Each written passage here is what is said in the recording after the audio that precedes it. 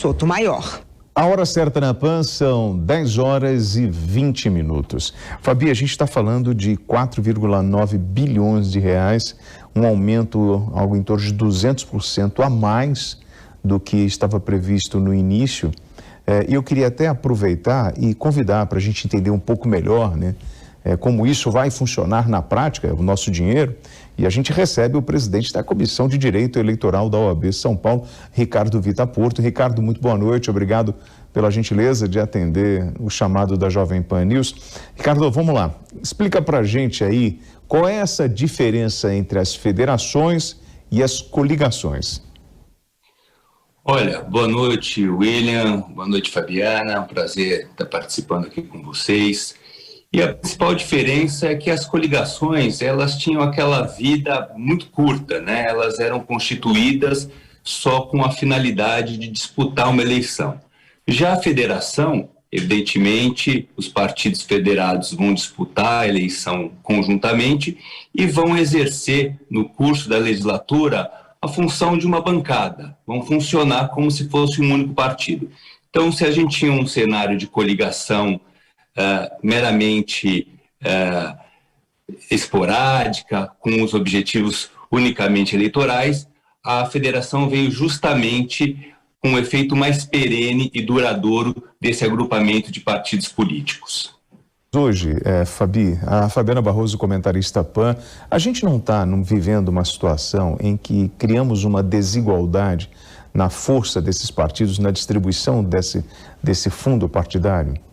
Sim, a gente até comentava aqui no bastidor que você foi puxar os dados e a gente se choca, né? O antigo PSL, União de PSL e DEM, que é a União Brasil, ele tem 1/5 praticamente do orçamento para partidos políticos do fundão partidário. Então, quando a gente pensa nisso, realmente parece-me desproporcional. Nós recebemos, doutor, um outro advogado semana passada, que até nos disse que a federação seria uma forma de burlar a lei, em certa medida, para que os partidos nanicos sobrevivessem. Se a gente for ver isso na prática, tem uma certa realidade, né? Bom, antes do senhor responder, eu vou receber toda a rede Jovem Pan, são 10 horas e 23 minutos e eu agradeço a audiência dos senhores que estão acompanhando a gente agora. Vamos receber a rede de rádios. Nós estamos agora de volta para toda a rede de rádio Jovem Pan, no Headline News. Eu sou William Travasso, ao meu lado Fabiana Barroso, e nós estamos recebendo aqui de forma remota, na verdade, ele que é presidente da Comissão de Direito Eleitoral da OAB, Ricardo, da OAB São Paulo, perdão, Ricardo Vita Porto. Ricardo? Na verdade, eu acho que eu não usaria esse termo de tentativa de fraudar, de burlar, né?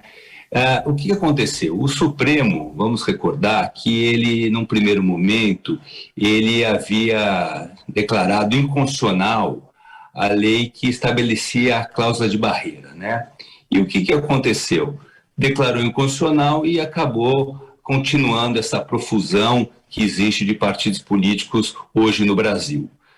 Com a proibição das coligações para as eleições proporcionais, né? Essa vai ser a primeira eleição geral em que está proibida as coligações para deputados.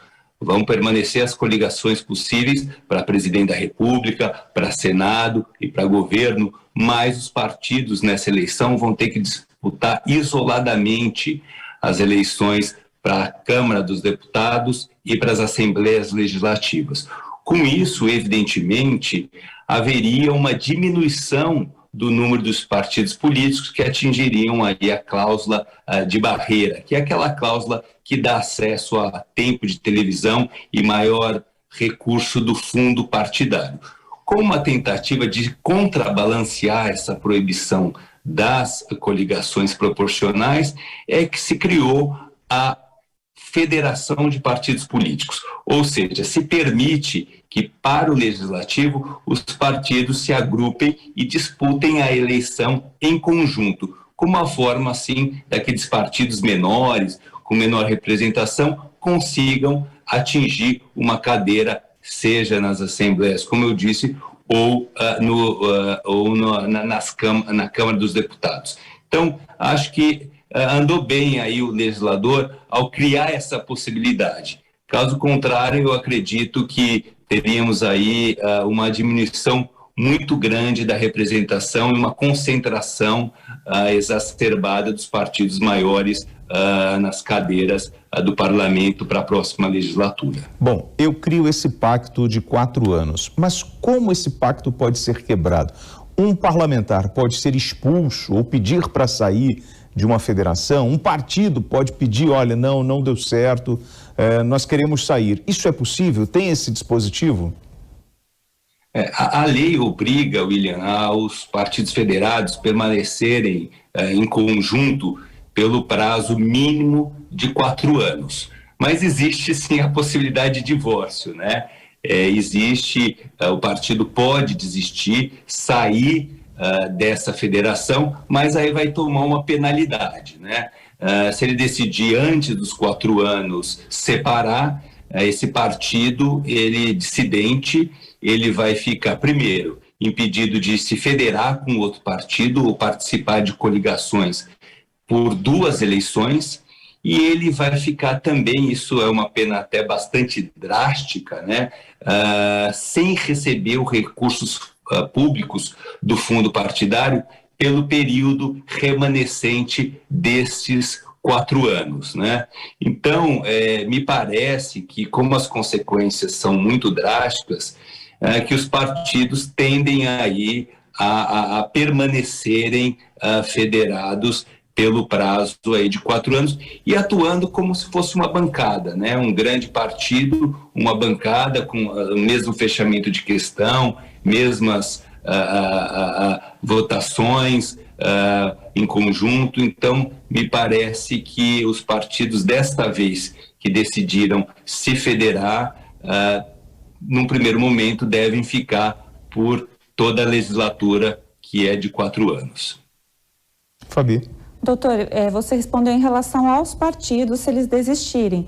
Mas e o parlamentar em si, como indivíduo, se ele quiser sair dessa federação? Existe essa possibilidade? E se sim, qual seria a punição para ele? Continua aquela obrigatoriedade, Fabi, da fidelidade partidária, né? Existiria, sim, a possibilidade de migração desse parlamentar para um partido que compõe a mesma federação, mas acho que isso não haveria interesse nessa troca. Mas a questão da migração para outro partido político continua valendo aquela regra de que, em tese, esse parlamentar deve perder o mandato, desde que ele não comprove, né, a chamada justa causa para a desfiliação. Ele ter sido perseguido, ele ter sofrido alguma discriminação pessoal, ou a comprovação de que essa federação ela alterou o seu manifesto, alterou o seu programa, alterou as diretrizes pelos quais ele disputou a eleição. Então, a regra vai ser essa. Eleito pela coligação, vai ter que o parlamentar continuar filiado a um desses partidos. Se sair, vai correr o risco de, sem justa causa, perder o mandato, ter o mandato cassado. Então, nós tivemos o presidente da República, ele ficou 2 anos sem partido, né? São 10 horas e 29 minutos. Eu pergunto ao senhor, isso vai poder acontecer? Para os cargos, cargos majoritários, né, do Executivo, presidente da República, até mesmo senador, né, que é uma eleição majoritária, os governadores, os prefeitos, o próprio Tribunal Superior Eleitoral acabou entendendo que a obrigatoriedade de fidelidade partidária não se estende a ele, né? O conceito de fidelidade partidária é pelo fato desse parlamentar ter, de alguma forma, usufruído da votação de legenda ou dos outros candidatos da mesma agremiação para obter uma vaga no Legislativo. Como a campanha eleitoral para o Executivo e para o Senado, especificamente, é uma eleição sozinha, né? Não se vota em chapa, né? Se vota no próprio candidato, então a Justiça Eleitoral acabou entendendo que para esses cargos não há obrigatoriedade de permanecer no partido pelo qual esses mandatários foram eleitos.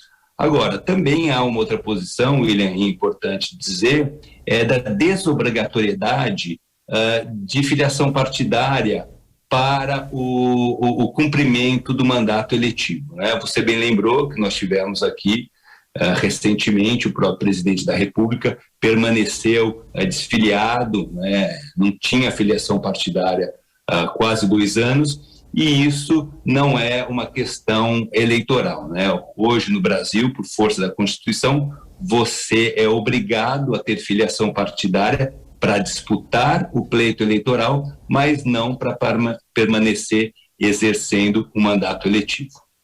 Então, mas aí vem o grande questionamento, né? Porque assim, nós tivemos, por exemplo, o presidente assinando para o União Brasil, ele que tem lá R$1 bilhão desse fundo partidário. Então, assim, eu vou aproveitar esse espaço durante a campanha eleitoral, mas depois eu posso me desvencilhar, porque eu sou majoritário. Então, eu não preciso assumir esse compromisso de 4 anos que, por exemplo, um deputado vai ser obrigado a assinar. Vamos receber os nossos colegas da Rede Jovem Pan. Atenção, a hora certa, são 10h31. Estamos de volta com o Headline News. Bom, Fabi, e aí, como você vê essa questão da não obrigatoriedade, por exemplo, do majoritário em ficar nessa federação?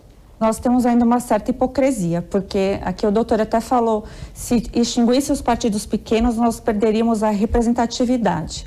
Mas aí a gente tem na prática um presidente da República que ficou sem partido e ele governou normalmente, isso não foi nenhum óbice para ele fazer isso, e o Supremo proibiu as candidaturas avulsas. Então, o que a gente vê, se a gente quisesse de fato ter representatividade de pessoas que conseguissem se eleger sem fundo partidário e sem puxadores de voto, porque isso continua mesmo no formato federação, talvez a gente tivesse de verdade a representatividade tão almejada, porque a nossa sociedade é múltipla e o Brasil tem um tamanho colossal. Então, eu vejo isso ainda com uma boa dificuldade. Eu não vejo ter 32 partidos como uma representatividade, porque nós temos partidos que nem sabem o que são, ou os que sabem são sempre quase da mesma vertente. Então, falta estatutos que talvez obriguem os seus estatutários serem um pouco mais fiéis ao que o próprio partido diz. Aí sim, aí teria mais coerência, a ter todo o direito que o partido traz, né, que é a verba partidária, que é o tempo também de propaganda eleitoral. Eu queria aproveitar e fazer uma provocação para o senhor. Eu lembro que quando nós começamos a falar das eleições, falávamos em alguns milhões do custo operacional dessa eleição. Agora vem o custo dessa verba que está disponível de 4,9 bilhões de reais. E eu pergunto, como é que eu vou gastar esse dinheiro? Eu posso gastar em quê? Por exemplo, o tempo de TV, quem paga a TV, ele vem do fundo partidário ou é um valor à parte? William, eu acho que antes da gente falar isso, tem uma coisa muito importante para a gente lembrar nesse momento. O orçamento dobrou, né? Desde a eleição de 2018, a última eleição geral para a eleição de agora, o volume de recursos públicos que vão ser colocados na eleição passou de 2,3 bilhões para mais de 5 atualmente. Mas o que é curioso é que ainda não foi fixado pelo Congresso Nacional o limite de gastos individual de cada candidato, né? O que a gente existe ainda hoje é o limite lá da eleição de 2018, que fixa, ou que fixou para aquela eleição específica o teto máximo de gastos de 1 milhão para deputado estadual e 2,5 milhões para deputado federal.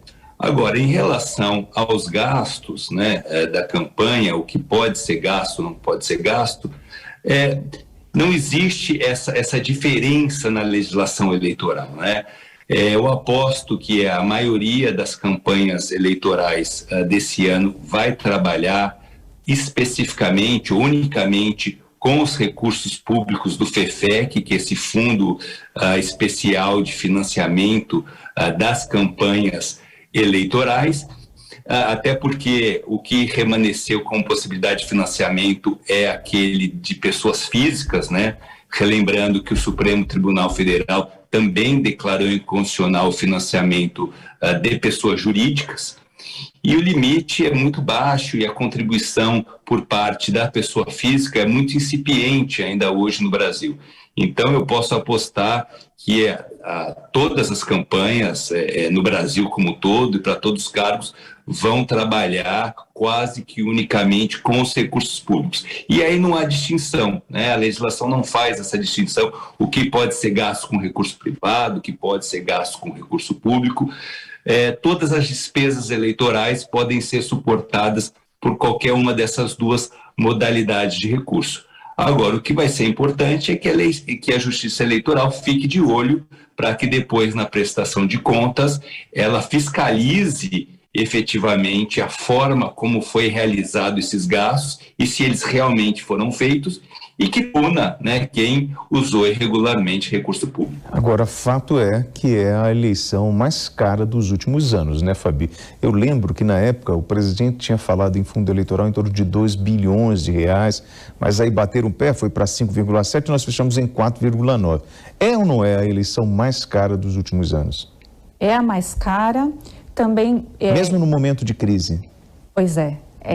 Verdade, já estava quando o orçamento foi votado, importante falar isso. Realmente a previsibilidade orçamentária era de 2 bilhões. E aí houve a insistência do Congresso Nacional, que aumentou, majorou esse valor. Tivemos pouquíssimas bancadas que pediram para isso continuar no teto que estava, e mesmo assim isso foi aumentado para desgosto de todos nós, cidadãos comuns, que achamos realmente muito dinheiro despendido para as eleições. Fora isso, se a gente for colocar na conta a ausência de trabalho que os que estão atualmente no Congresso Nacional acabam fazendo, né, na agenda positiva, se a gente for colocar na ponta do papel, eu diria que é mais cara ainda, William. É mensurável dizer, porque muitos deputados e muitos senadores vão para suas bases, deixam de votar, deixam de trabalhar, e olha, a gente ainda está do começo para o meio do ano. Você imagina quando chegar próximo às eleições. Então, eu acho isso um desaforo com a sociedade brasileira e que deveria ter um pouco mais de sinergia com isso, porque é um irrealismo. Eles vivem, a gente fala na ordem de milhões, né? Um candidato pode gastar 2 milhões, como era nas eleições passadas. Se for proporcionalmente, a gente já está falando de 4 milhões por candidato que vai concorrer a deputado federal. É muito dinheiro para nós, meros mortais aqui. Nós estamos com o presidente da Comissão de Direito Eleitoral da OAB de São Paulo, Ricardo Vitor Porto. Ricardo, democracia, manter uma democracia é muito caro. O senhor acredita que esse processo eleitoral do ano de 2022, ele é um avanço em função da nova legislação, em função de todos esses mecanismos que nós estamos colocando à disposição desse pleito? William, ainda em relação à questão do financiamento, eu sempre gosto de lembrar uma frase do ex-ministro hoje, Marco Aurélio, que dizia que a democracia tem o seu preço, né? E o que se paga por ela é módico. Na verdade, os recursos que estão reservados no orçamento, como a própria Fabiana falou, realmente são muito altos. Eu até tenho um temor de aumento de inflação no mês de setembro, porque a campanha eleitoral hoje está muito reduzida, 45 dias, a campanha vai ser praticamente no final, vão ser feitas no final de agosto e no mês de setembro, então pode até aumentar a inflação, o grande derrame de recursos que vai ser nesse período. Mas é preciso se pensar em alternativas, né? Alternativas ao financiamento, né?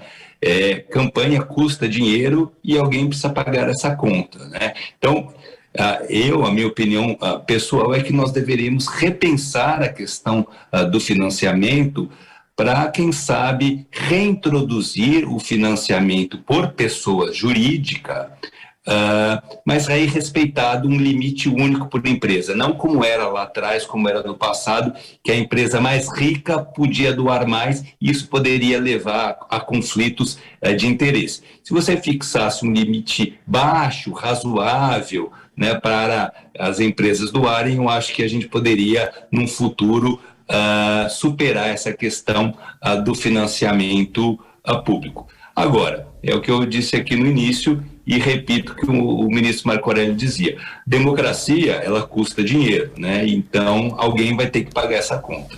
O senhor está falando dessa possível distorção, se você permitir, por exemplo, o setor privado investir na campanha, mas fato é que um partido político, ele tem lá o seu CNPJ, e quando você cria o fundo de partidário e oferece, por exemplo, a União Brasil, 1 bilhão em dinheiro público para gerenciamento de campanha, você também cria um tipo de distorção. Você está dando dinheiro para uma empresa e está privilegiando aquela empresa em função da representatividade dela. Sim ou não? Na verdade, o fenômeno do União Brasil, ele decorre na questão dos votos obtidos pelo PSL na eleição de 2018, né? Talvez o que precisaria se repensar é de uma forma mais igualitária da distribuição dos recursos, tanto do fundo partidário, que é aquele recurso que os partidos recebem ordinariamente, mês a mês, para pagar suas despesas fora da eleição, suas despesas de manutenção, como também o recurso do FEFEC. Agora, também há um problema que foi o que a Fabiana colocou, né? A gente também não pode pensar em injetar recursos públicos para partidos sem nenhuma expressão, né? Então, fica uma situação meio difícil, né?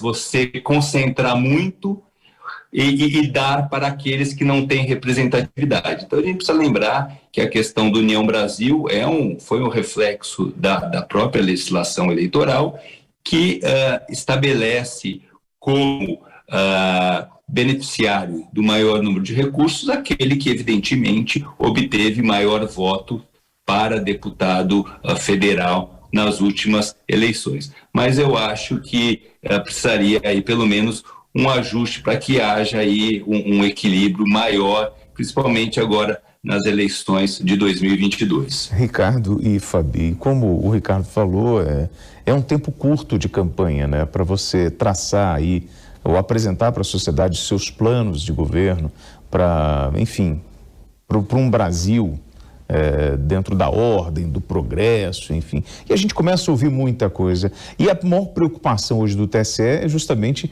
em função da propaganda falsa. Inclusive, em evento para diplomatas, o ministro do TSE, o Alexandre de Moraes, disse que os candidatos o candidato que divulgar fake news deve ter o registro cassado. Quem vai contar para a gente é a Carolina Belim.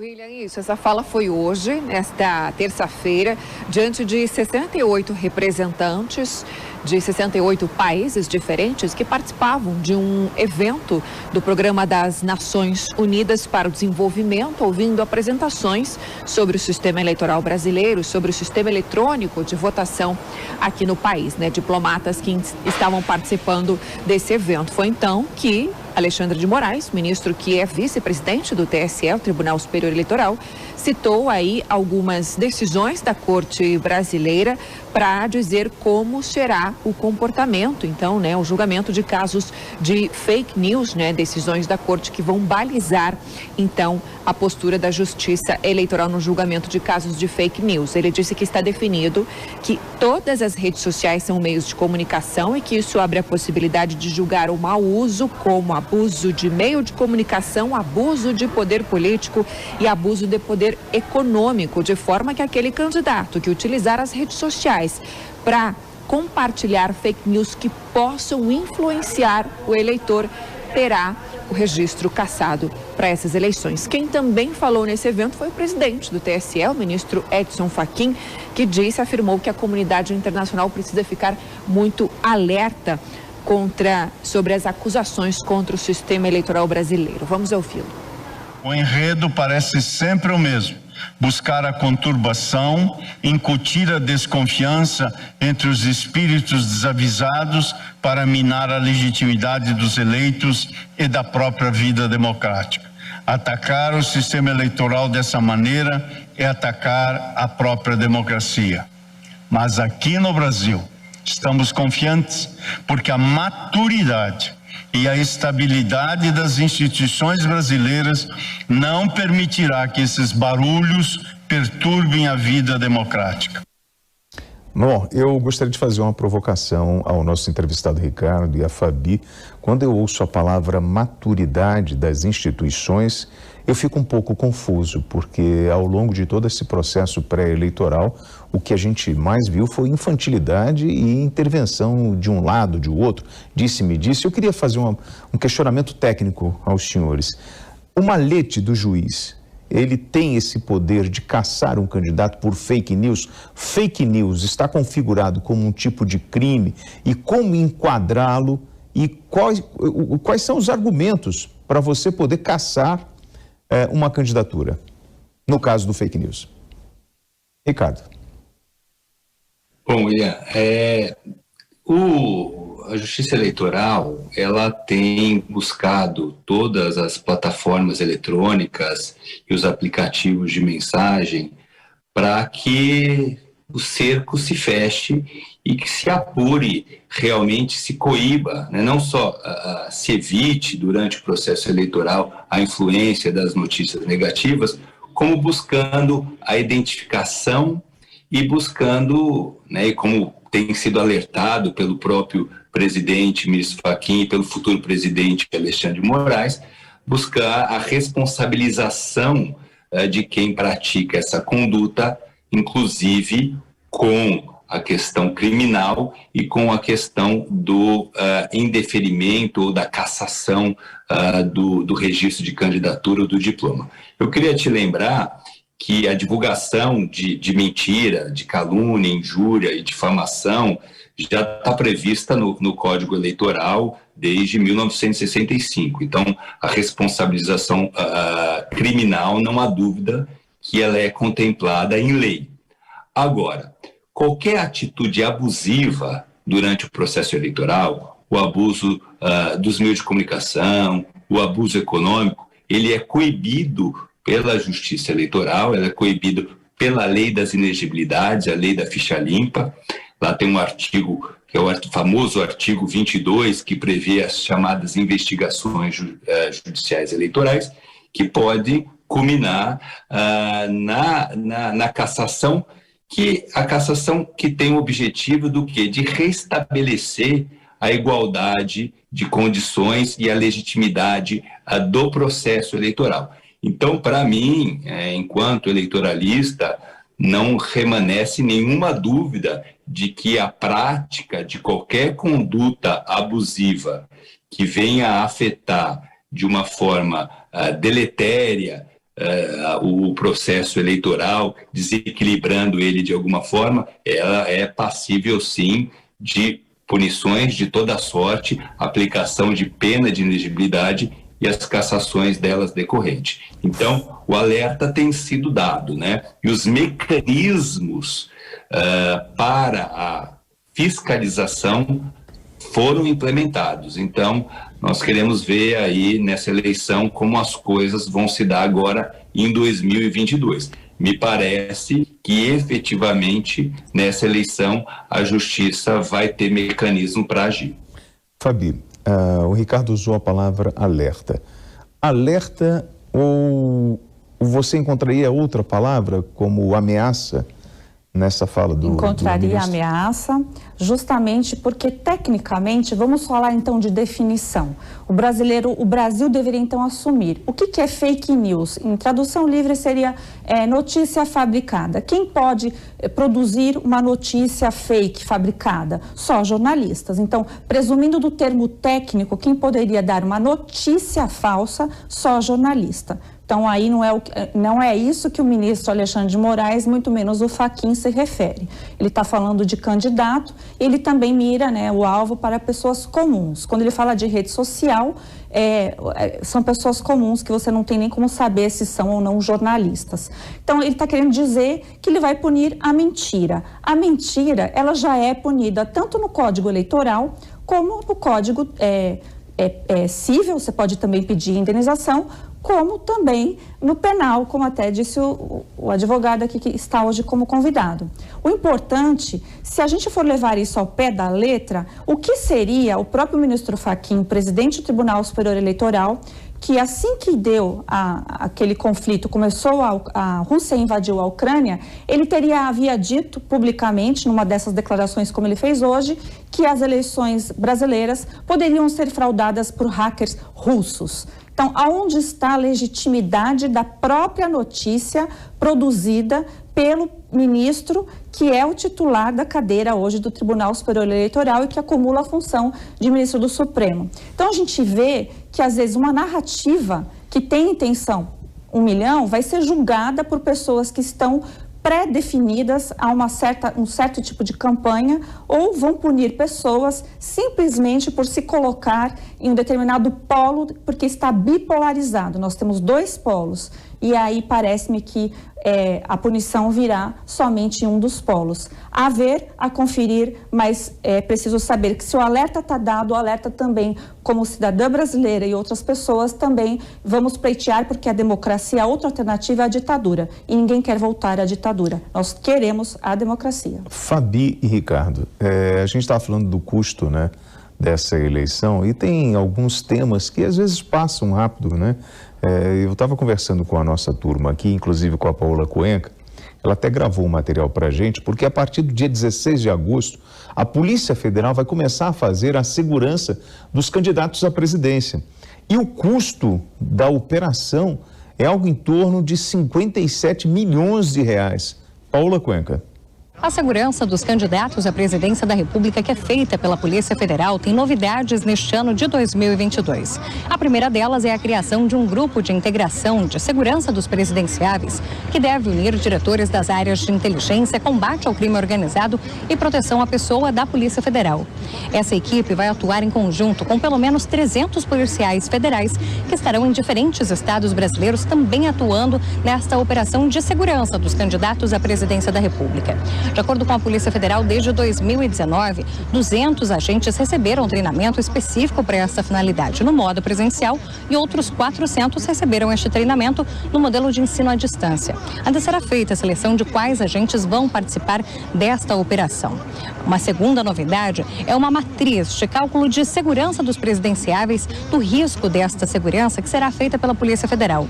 Algumas variáveis são colocadas ali, como o nível de atenção que este presidenciável atrai para si, também o nível de exposição ao qual ele se coloca, possíveis ameaças e atentados já sofridos e ameaças que venham a acontecer durante o período da campanha eleitoral.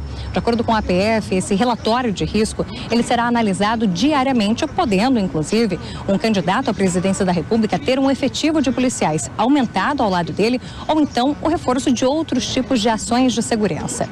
Para esse trabalho todo começar, é necessário que as candidaturas já estejam homologadas. Então, a PF começa esse trabalho de segurança somente a partir do dia 16 de agosto.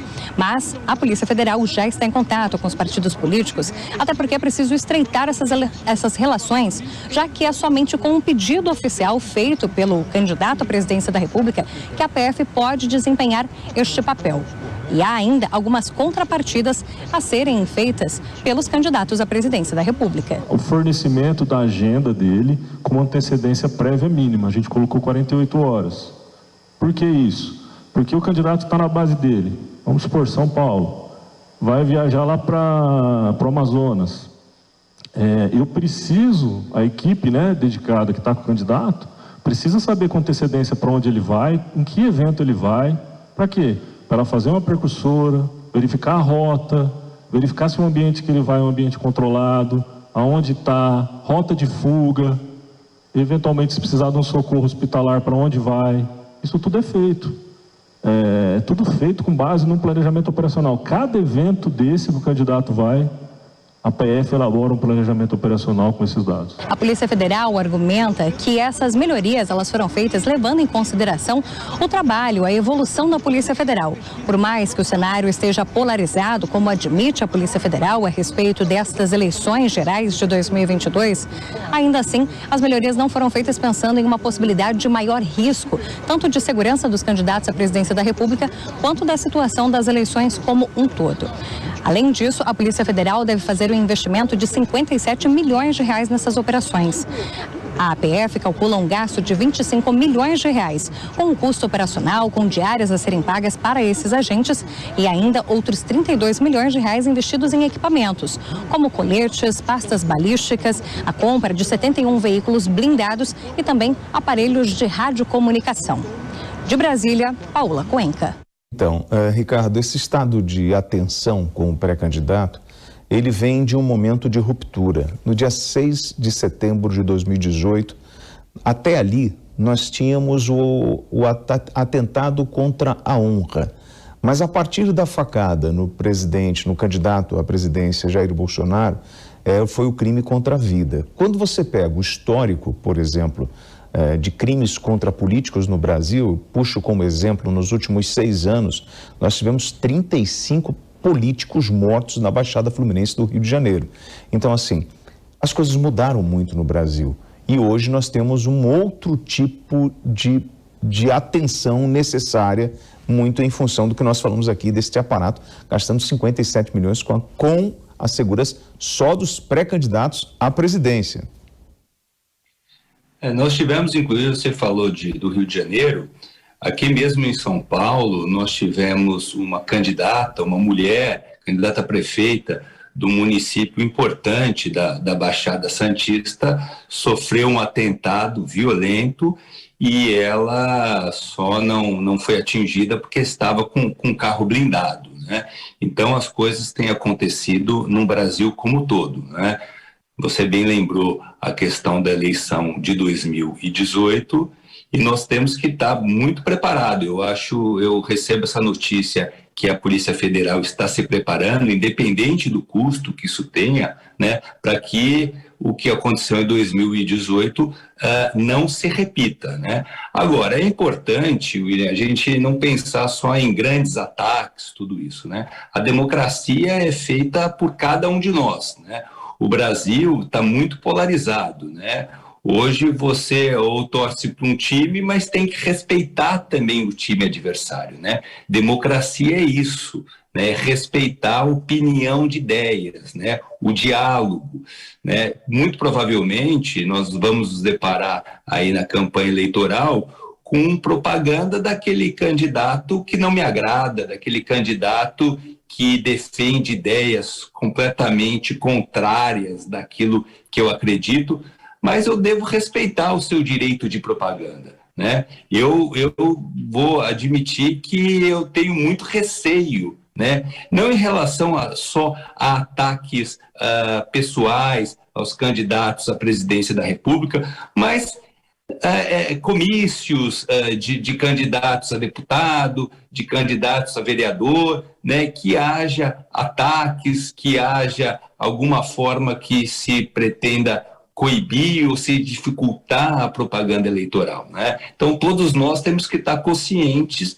de que na eleição é um momento de debate civilizado de ideias, né? E respeitar as candidaturas adversárias. O momento de manifestação do eleitor é no dia da eleição, é na urna. Bom, atenção, Rede Jovem Pan, são 10 horas e 58 minutos. Você tocou num ponto importante, né? Que a gente está vivendo esse mundo muito polarizado. E quando nós olhamos esse cenário político no Brasil, né, seja nos eventos, enfim, na rede social, é o tempo inteiro essa troca de farpas. E aí, quando nós falamos do crime contra a vida, né, é só observar, o presidente Jair Bolsonaro, nas suas motocicletas, quando ele para, os seguranças, o GSI, colocam os homens com um colete balístico, ele com o próprio colete, e tem todo um aparato no entorno do presidente. O ex-presidente Luiz Inácio Lula da Silva, com homens fortemente armados, né? Tivemos um episódio agora com o o segurança dele com uma submetralhadora. Então, assim, aonde nós estamos chegando, Fabi? E a que ponto essa polarização ela é favorável para uma democracia, é salutar. Todos falam, é importante você opinar, você participar, mas a gente está perdendo um pouco a mão da coisa, ou não? Então, eu vou no ponto, até fazer um contraponto meu colega aqui é advogado, porque eu acho que as pessoas, os cidadãos, não têm que se manifestar somente no dia das eleições. Quanto mais houver o diálogo, quanto mais tiver o contraponto de ideias, as redes sociais, elas favoreceram muito isso, porque é uma internet descentralizada, informação descentralizada. Isso é muito importante para a cidadania, isso engrandece, chega a rincões do Brasil que não chegariam, então isso é muito importante. Até para você não dar aquele voto só por dar. Você vai dar um voto porque você acredita, porque você acompanha, porque você sabe qual que é o projeto, e depois você pode, como cidadão, cobrar aquele candidato ou candidata a tudo que ele falou na pré-campanha. Então, eu acho muito importante o debate. Também acho que a violência, de uma forma geral, no mundo inteiro, ela está exacerbada por vários motivos, mas uma delas tem a ver com a nossa condição aí de ficarmos enclausurados há algum tempo, e agora a gente está saindo à rua e as pessoas estão com outro tipo de realidade. Mas importante é falar que existem políticos, candidatos, pré-candidatos, que reclamam ainda da Polícia Federal. E a gente está vendo o esforço da própria Polícia Federal e os recursos despendidos públicos para proteger a vida de todos, e tem que ser. A gente quer que todos os candidatos, os pré-candidatos, cheguem vivos e bem até as eleições, porque tem que ser decidido mesmo de forma democrática nas urnas e com livre debate de ideias. A hora certa na PAN, são 11 horas mais 1 minuto. Nós recebemos aqui o presidente da Comissão de Direito Eleitoral da OAB São Paulo, Ricardo Vita Porto. Ricardo, 1 minuto para as suas conclusões. Olha, William, eu agradeço o convite da Jovem Pan. Como colocou aqui a Fabiana, na verdade, a contribuição da imprensa no processo eleitoral desse ano é fundamental, né? Nós tratamos aqui sobre fake news, e o melhor lugar para se informar os meios de comunicação, são os meios de comunicação sérios e idôneos, como a Jovem Pan. Então, a ideia principal da nossa fala é que nós vamos ter, sim, eleições nesse ano, eleições que parecem que serão muito disputadas, e que nós precisamos estar muito atentos, né, para fazer uma boa escolha, uma escolha consciente. Você mesmo colocou da questão da redução do período de campanha eleitoral, o que é muito ruim isso, porque quanto mais campanha eleitoral, melhor o eleitor chega no dia da eleição, mais acesso à informação, ele vai fazer uma escolha mais consciente e melhor para o futuro do Brasil, para o futuro de cada um dos estados desse país. Então, o recado que fica é para que o eleitor, nessa eleição, procure se bem informar, né, de fontes seguras, fontes autênticas, para que possa fazer uma boa escolha lá no 1º domingo de outubro. Ricardo, muito obrigado pela gentileza da entrevista. Tenha uma boa noite e um bom descanso para o senhor. Obrigado, um abraço a todos. São 11 horas mais 3 minutos aqui na PAN. Nós vamos girar pela notícia. É hora de falar de guerra.